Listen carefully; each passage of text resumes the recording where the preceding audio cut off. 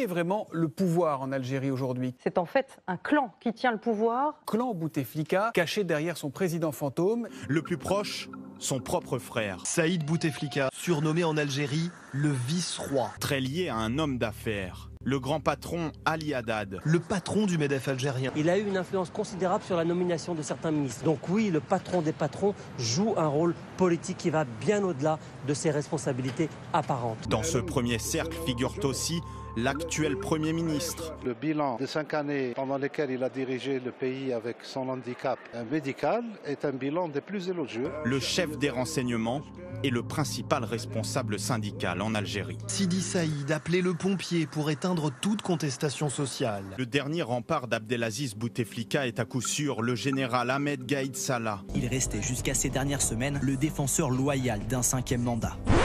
L'armée lâche Bouteflika.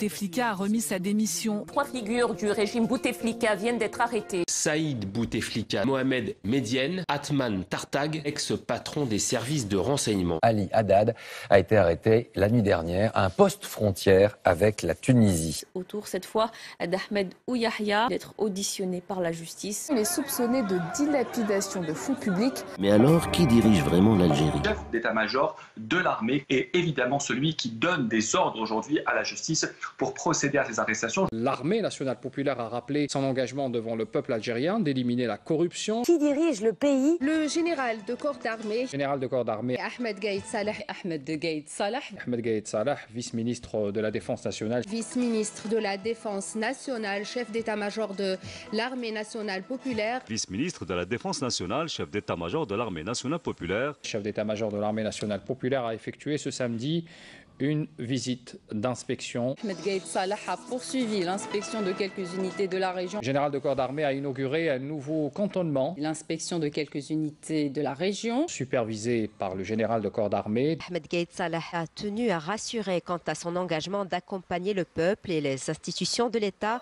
Un peuple qui ne veut pas qu'on lui vole la transition démocratique pour laquelle il a œuvré pacifiquement. C'est pour dire non au système, dire non au Gaïd Salah. Parce qu'il prend des lois de la Constitution alors que le peuple rejette cette Constitution. Et la pression de la rue ne devrait pas retomber.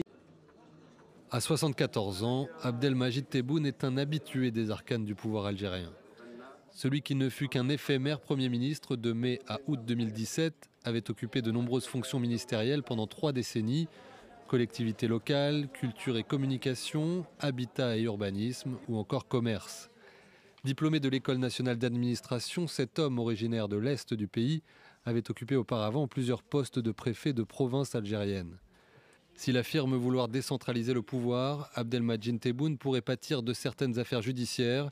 Son fils est notamment emprisonné et accusé de blanchiment dans le cadre d'un trafic de cocaïne.